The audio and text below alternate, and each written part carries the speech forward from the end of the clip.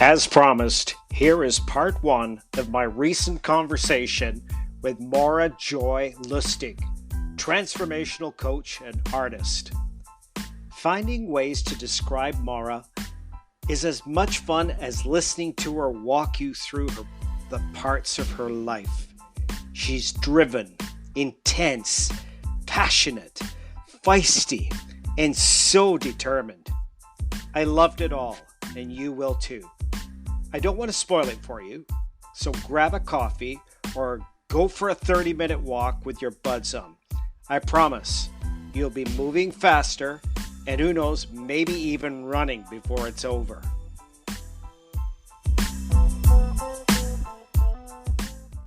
What do you usually tell people about you? Is there a little story that you have? If like for instance, if I was going to introduce you to somebody, if I had a great little story, even if it was from your past or whatever that brought you to, that kind of described where you are today and why you are today. And if I was able to articulate that story to somebody that didn't even know you and they go, oh my gosh, I know somebody just like that, or I recognize where she's coming from. Do you have a little story like that about yourself? I can give you two. I'll try to keep them short. The first one would be about career. Okay. And career in the sense of self-discovery. Actually, there's three, but I'll stick with this one to start with. This one is related to the time that I went into work for the bank back in 1995. And I go into work that day and, I'm having a ball and another good day at the office. And I wouldn't say I loved my job, but I would say it met a lot of needs. I was working in a bank as a part-time assistant manager, customer service. And, I was that crazy kook that was the artist that would secretly bring the paintings in and hide them under the desk and then show them to the right people at the counter, right? And then get back to work again. But anyways, but I did a good job and I was well-liked and everything. And then I was asked to come into the manager's office, and there was someone else there. And suddenly I was being told that my services were no longer required. I expected maybe a pat on the back for the great stuff I was doing, but instead it was, I'm sorry to let you down like this, Maura, but we just don't need you anymore. We're downsizing, brought in an extra AT machine, and we're cutting back on staff. And I was escorted back to my desk to get my cup and my sweater and walked out the door. And I went to the car, sat in the parking lot, and what I haven't told you is that I had just become single. I was a single mom with 3 kids. 1 month earlier, my ex-husband had moved out, and now I lost my job. And I sat in the car, didn't know what I was going to do, started to bawl my eyes out, and turned on the radio, and 2 songs came on. The first one was Let Her Cry, for She's a Lady. And the second one was It'll Be All Right. And I went home and started thumbing through the newspaper. And lo and behold, there were a few challenges to overcome. Things miraculously, though, started falling into place because I got into action. I went back to school, and I ended up getting a diploma that winter in corporate communications at Seneca College, commuting back and forth, figuring it out. And the discovery for me in the process was I can do anything I set my mind to, that I'm a survivor, that I can overcome, and that I can pivot, I can reinvent myself. So that was one. And that reinvention theme happened actually much earlier in life, in grade 2, when I couldn't figure out how Dick and Jane and Spot worked because I couldn't learn how to read. I couldn't read or write. I couldn't do math. And I was the kid that would be distracting everybody around me, looking out the window and being sent to the principal's office, until my teacher recognized that it was a learning block. And she called my parents in and said, try phonetics. And my dad bought the flashcards and the chalkboard and sat with me every night and grilled me, the 8-year-old who hated every second of it. And as a result of his determination and belief in me, I went on to not only learn how to read and write, but I ended up studying 4 languages. got a degree in German, got a scholarship to Freiburg University, and went on. Like, I fell in love with spelling bees and everything to do with language. I'm a communicator.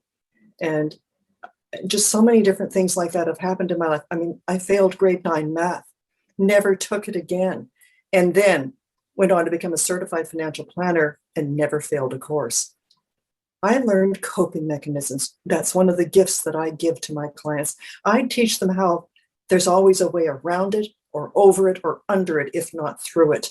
And if it's in you and it's meant to be, I'll show you the way. Oh my God. I'm not even sure what's happening in my chest as I'm listening to you, but it caved about twice.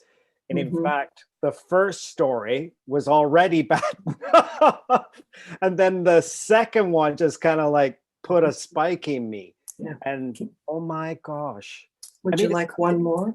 I would. Those are beautiful. Yeah, I'm going to shut up and just let you drop that third one on me. Again, a time of turning points, transitions, saying yes, and figuring it out. This is around love. I met my husband in 2000 at a difficult time. My father had just died. A many-year relationship had ended. My son had moved out. I was alone. When my father died, my stepmother decided she didn't have to pretend to like me anymore. And she really loved my ex-husband. And that Christmas, she had him and his girlfriend and my children and my former neighbors from growing up. She had them all over for Christmas dinner, leaving me alone in my house and with no one. And what's interesting is that was the same year, you know, the thing about doors closing and windows opening. That was the year that I met Jeff. And, you know, I grew up Catholic. I'm not religious, but I grew up Catholic, and Jeff is Jewish. His background is Jewish. My father would have rolled over in his grave. I love it. And Jeff's the most amazing man I've ever known in my entire life, next to my dad. And anyways, so when Jeff and I met, he showed up in such a way that I just, the chemistry was so uncanny. It was like, oh my God, there's something special here. What do I do with this? It's overwhelming. I'd had so many failed relationships, made so many mistakes, burned so many bridges. I didn't know whether to trust my gut or not. And at one point, climbing up to Christmas, Jeff simply showed up. He showed up and he put up a tree. He brought me Christmas dinner when nobody else would have. He made it possible for me to get through a very difficult Christmas. And that year, he asked me to move to Peterborough to be with him and to marry him, ultimately. Not right away, but to move to Peterborough to be with him. And you know, at first I said yes, and everything seemed to be going fine. And then all of a sudden, I pulled the plug. I thought, oh my God, what the heck are you doing? Why do you think this is right? You're giving up everything. You're risking everything again. And where's it going to go? And you've just burned your bridges and you've left your community and your home and well, so I pulled the plug. I said no. And then silence. And what I noticed was how he didn't react. He was clearly broken by the news, by my decision, but he didn't make me wrong. And instead, he simply got quiet and walked away. And that gave me 48 hours. That's all it took. 48 hours I spent thinking, what have I just done? I just left the best thing in the world that ever happened to me walk away. And I changed my mind. And when I changed it that time, I made the decision I would never change it again. And I figured it out and lived into my new future. And it hasn't always been easy. We had a blended family of teenagers and I was changing communities. But it was absolutely the best thing I have ever done, was said yes and figured it out. The dynamics on all three stories are brilliant. I mean, because like there's such shifts taking place. And I can see why you would have, and I can hear why you would have empathy for someone else in any kind of a difficult situation, right? I'm sure that's propped you up and put you where you are, when you say for other people, right? Yeah. I watched my mom die slowly of cancer. She was ill. I'm adopted, and my parents were older when they adopted me. No siblings, no grandparents, me and them. A few aunts and uncles that were older and died as well, right? And so then when my mom died when I was 21, and I watched her die slowly after multiple bouts of cancer, that put me on the path to becoming the wellness professional that I am, to literally being on a mission to help women like me be radically healthy. Here I am at 65 in the best shape of my life, and I not only believe, but I know we can rock our encore, and these are actually the best years of our lives, and how to make the most of them, how to savor it, how to squeeze every juicy drop out of that lemon. They're going to have to drag me off the dance floor kicking and screaming, and I'm going to be taking a whole bunch of women on that ride with me. That's so brilliant. That's so brilliant. And you've been doing this now, that you've been helping other women now for how many years? Since 2007, I would say. I've always been passionate about helping women, but in my previous role as a certified financial planner, I didn't have the range of tools available to me. I built relationships. I cared about what mattered most to them. But now, having become and of course, I've been an artist all my life, and it was that blend of consulting along with creativity that led me to discover that coaching is what I do best, and that it's helping others. Life throws so many challenges at us, and what happens is people shut down. Through the layers of trauma and setback and disappointment, they stop thinking with their hearts and they start just thinking with their brains, and they forget how to self-express. They stop giving themselves permission to live into their greatness and their power and their passion. And with me, they learn how to do it again, and sometimes like never before. They learn how to say yes, and then they have the structures and the tools and the systems and the accountability and the love from someone who sees their gifts and teaches them how to get them out. Wow. When you're speaking to a woman who is going through some things, and you're in this discovery session just to kind of find out where she is, and how badly she's hurt and things like that, do you share first? Not always. Okay. It's more about the questions, because to share first would prove that I want to be interesting instead of interested. Instead, sharing has a place where you are relating, but not trying to steal the conversation away. You're sharing it for the purpose of showing them that you do get it, that you can relate, that you can show them perhaps what you did and suggest this might be an option for them, or have they ever simply considered some of these other choices? I like the edge that you just created there, because a lot of people, say, they default to the saying, no one likes to be on the dance floor first, right? They don't want to be kind of like the person in the spotlight. And so sometimes in my own efforts, I have given a little nugget of something to someone to show them, you know what, I'm approachable. We can get by this thing. I kind of understand where you're coming from. You seem to have a slightly different way of traversing that first communication. Talk to us a little bit more about the nuances around that. Well, the story has to serve a purpose, and it has to be for their benefit, not yours. And one of the things that I do in asking the questions is I'm looking for the bruise, so that I know when I touch it what needs to be healed. And I can do that very effectively. I know when to back off, or when to prompt and persuade and encourage. I know where to breathe the greatness in, and also where to back off and let them breathe for a minute too. There's so much potential in the people that we know, and to be able to connect with their humanity, to show them that they're not alone, and that you see what they're capable of, that they've forgotten or they never even realized, in ways that no one, perhaps for years or perhaps even ever, has done for them. I watch these women transform. I watch them finally seeing possibility where before none existed. Doors open for them. They take action in a way they have never done before. They have the courage to set the boundaries, to prioritize.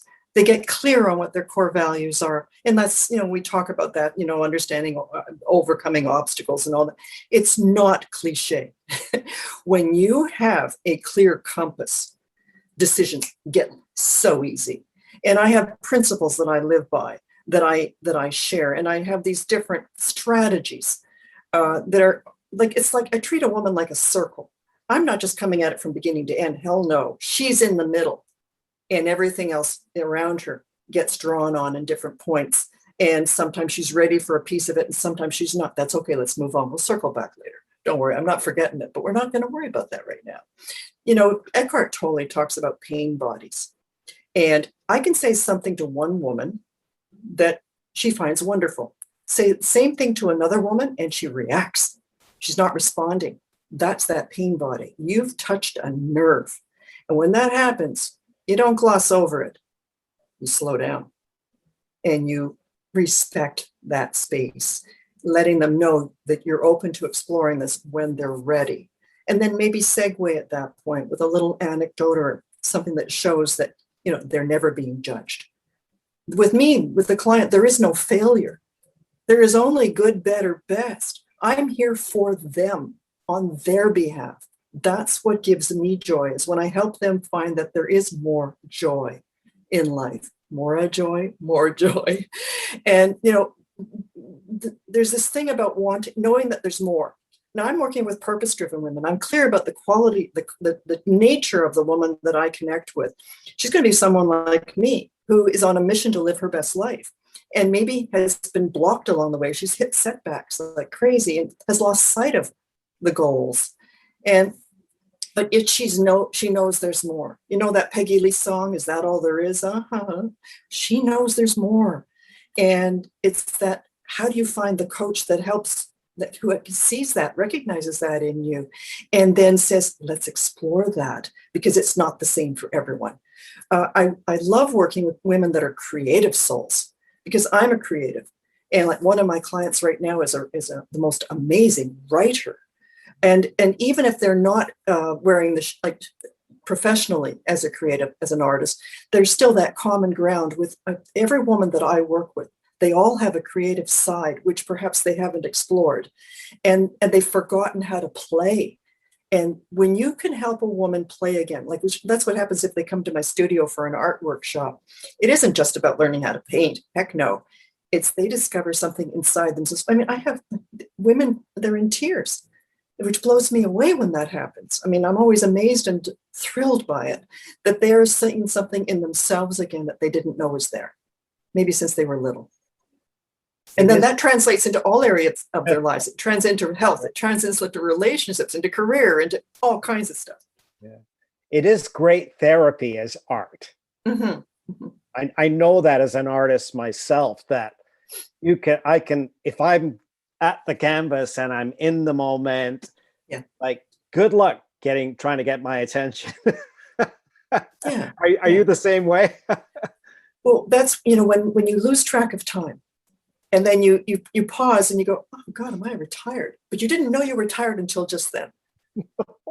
Yeah. No. And if I'm painting, I'm standing. The way my medium works in caustic, working with wax, I'm standing at the palette and everything with the fans going and the wax is all hot. But so I don't even notice that I've been just standing for hours. But most of the time what I do is it's less about the writing, or sorry, less about the painting these days, as about finding expression through coaching. Since the last year especially, with COVID and now that more and more women are working from home, and they're struggling with identity, because the professional woman is now thinking, okay, well, how am I going to maintain this way of doing my work from home? I've got the kids in the background, or I'm juggling, got to make the dinner, and it's very difficult. And there's this loneliness epidemic, there's this overwhelm, and they get lost, and then they get frustrated, and there's this anxiety going on. So I really help them refocus. With clarity and certainty, there is no overwhelm. And I give that to them, and they they latch right on and they get it. And they start doing things differently. It's not like there's stuff they don't know they should do. They know they should do it, but they haven't been doing it. And I put it together in such a way that they can latch on and they can incorporate it into their lives on a daily basis, so they can keep hitting the reset button as often as they need to, because life's going to keep throwing it at them. It's going to keep throwing the setbacks. Now, do you approach your work in group or single? Both. I just finished a group coaching program, and I love the dynamics of the group because the whole truly is greater than the sum of its parts. It really is. When you have these kinds of purpose-driven, like-minded women coming together on a Zoom meeting, for instance, or coming to France with me for the retreats, there is just magic in the air. They instantly they bond. They respect and appreciate each other. They're listening for each other's contributions, and they're following along with my instruction and my facilitated discussion. Private coaching, I also love, because that's where I can give my full attention to one woman. I can really dive deep into what's important to her and explore things in complete confidence that perhaps she wouldn't even share in a group. So that it's really not either or, it's a yes and with me. One of my clients that just finished the group coaching program actually did my entire private coaching program first. And I mentioned to her I was going to be doing the group, and she said, oh, can I do that too? Yeah. And she was fabulous. She did both and she just loved it. And she's probably going to come to France. Very good. Is there a level of person, who kind of accepts one or the other? I mean, are there people who are like so closed out that they have to be dealt with one-on-one, or is it easier to break them out in a group? Have you seen anything like that take place? That's an excellent question. And you're right. Some people prefer a private environment. And then, depending on the progress they make, adjusting and adopting the new things, and then they're ready to do group coaching too. Others are just ready to go right into it from the beginning. And each woman actually knows herself pretty well in that regard. Yeah. So sometimes they do have to kind of exercise themselves before they kind of, and then I see that maybe a smaller group would resemble another stage for them in development, right? One of the things that I'm going to be doing going forward is in my group coaching program that I just completed, I read through the entire course with them. And instead, what I think I will do is break it into chunks, so that there will be the introductory and then the advanced. And that way I can go deeper into the different modules and spend more time in discussion with the women as we go forward. And then they can decide for themselves if they want to continue and do more of the program. Now, is art a stable item in the no.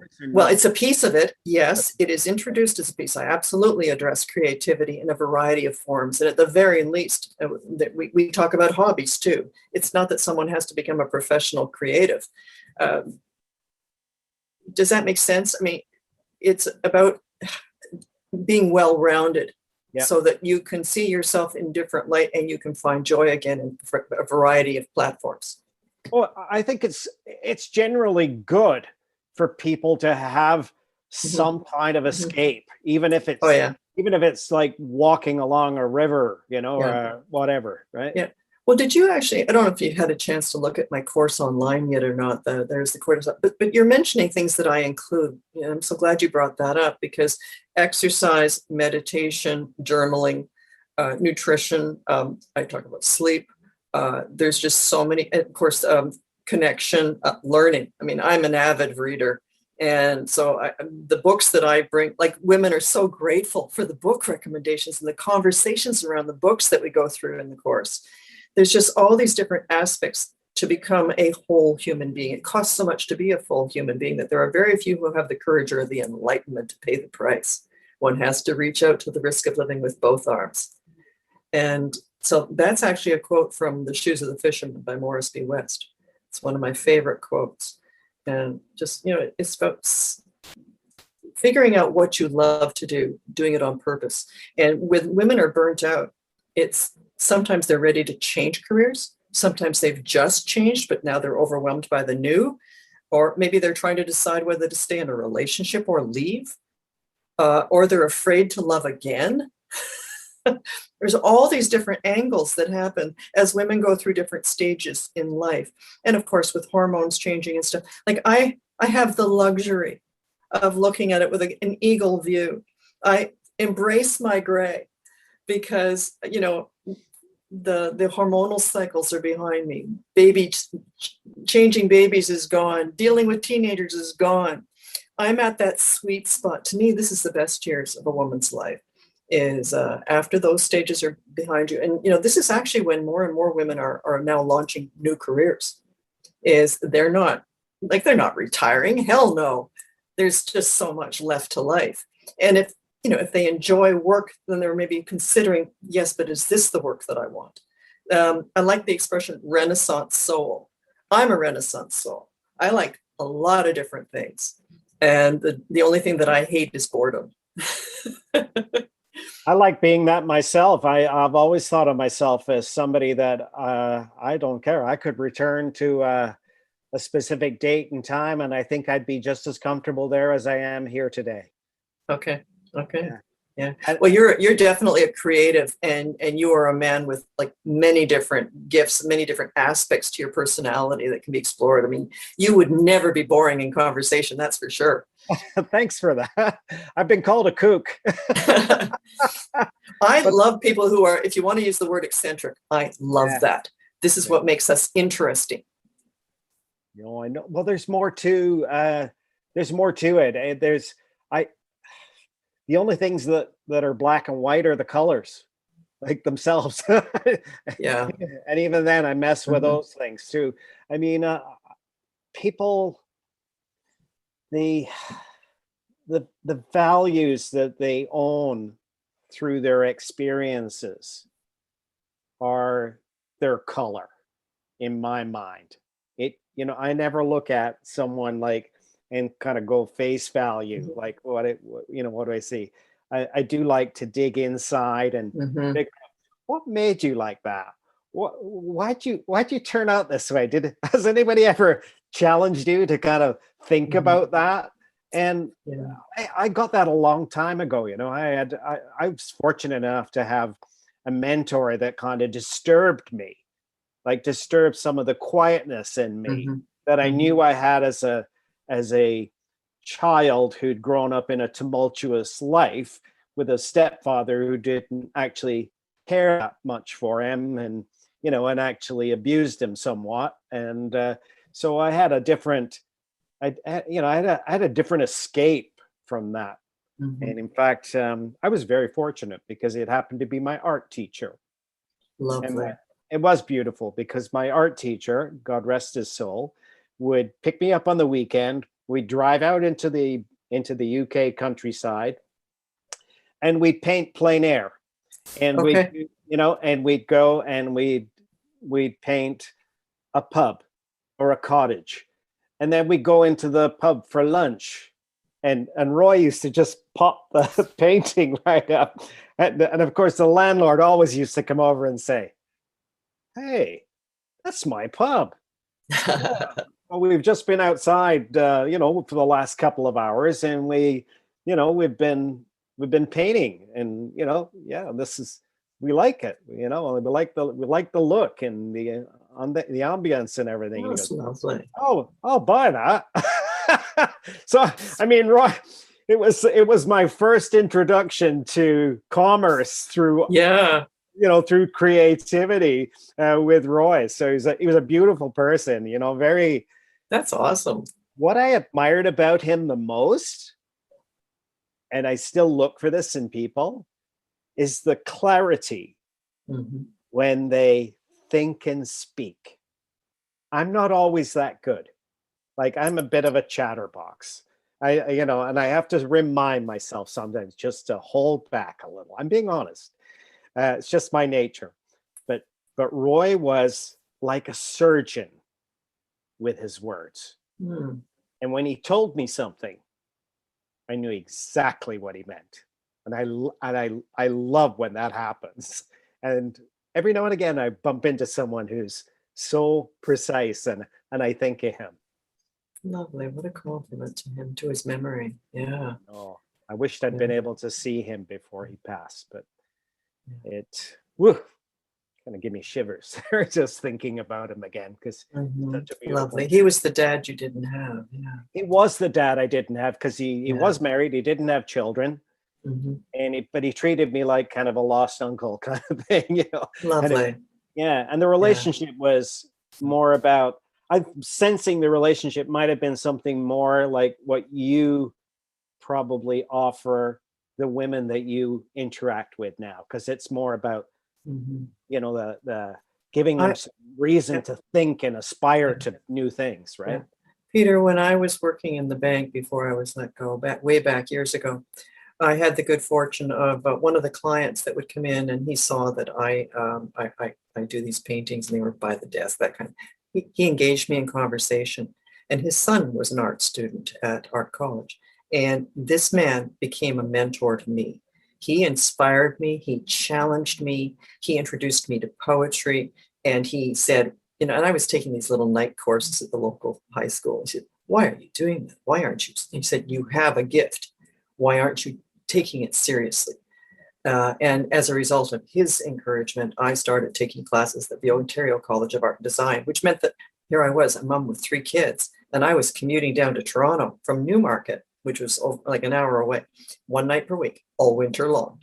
And I did it. Like, I'm one of those people that you put an idea in front of me, and I will follow through. And many times doors have opened. I mean, luck and effort. What's that thing? Luck happens where effort meets opportunity. Luck favors the prepared. And like I say to my clients, what if every moment in your life had been preparing you for this? Like, everything in your life had been preparing you for this moment. And, you know, like, Peter, you'll relate to this as well. Painting. I may have breaks in between when I paint. But what I find is not that I am rusty. Heck no. I find that I am better when I come back to the easel, to the canvas. I've changed. I've grown. It wasn't that my hand needed to learn how to move the brush better. Something else is occurring. And I help my clients see that in themselves, that there is no thing as something that wasn't, you know, that you failed at.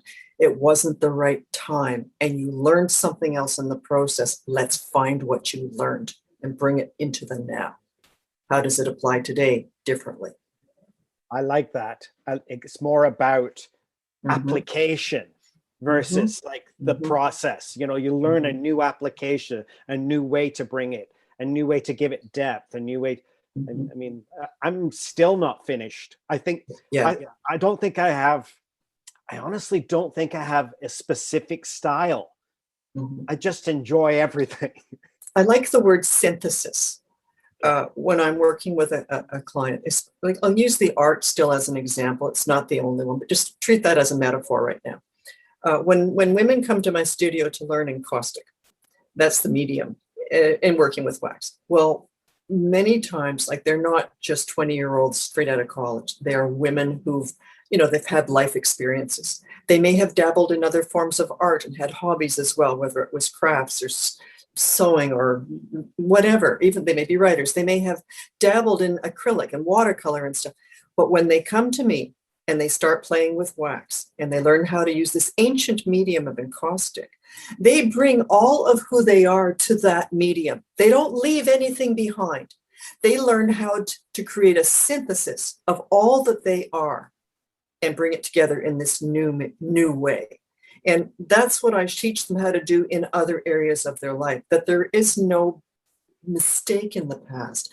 Like, regret is such a wasted emotion. Instead, okay, there might be things you wouldn't do again. You know, you do learn, but that doesn't make it be something that you should be ashamed of. Just, you were doing your best at the time with the information you had. And that ties me in with my big point, which is that I use the principles of the 4 agreements all the time in my teaching, and it's what I live. The 4 agreements by McGraw Louise, you've heard of them. It's that: be impeccable with your word.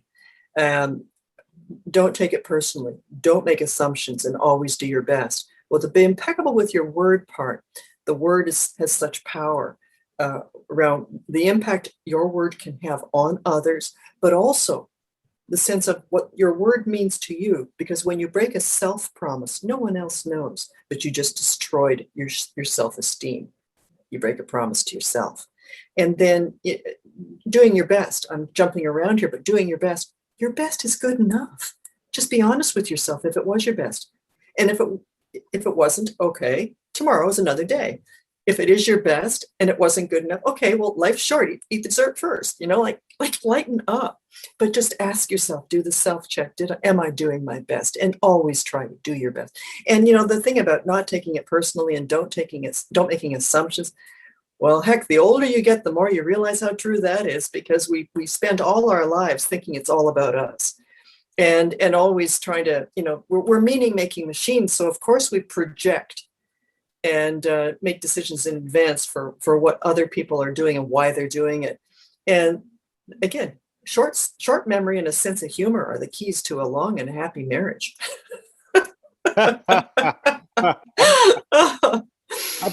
I've got a personal question, because I've struggled with this back and forth a little bit, but no matter how hard I try, I still have this bit of procrastination that comes into my sphere every now and again.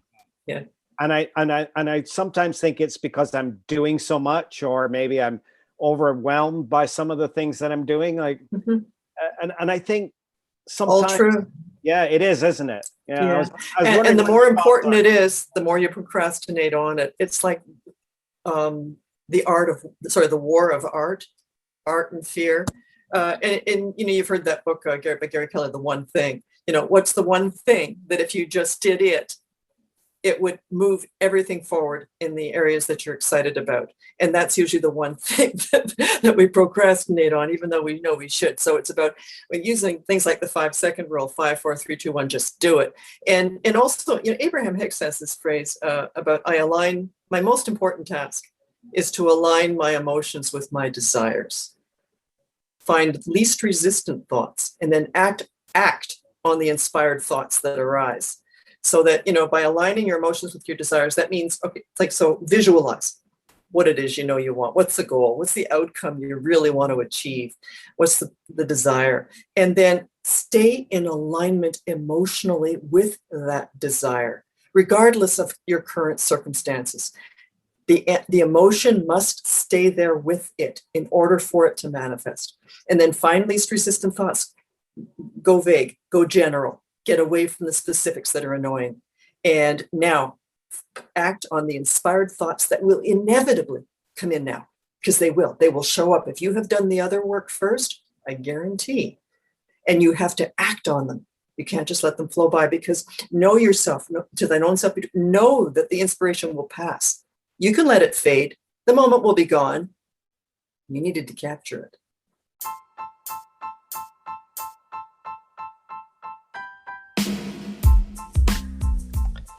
Tell me your heart's not beating a little faster after listening to Maura.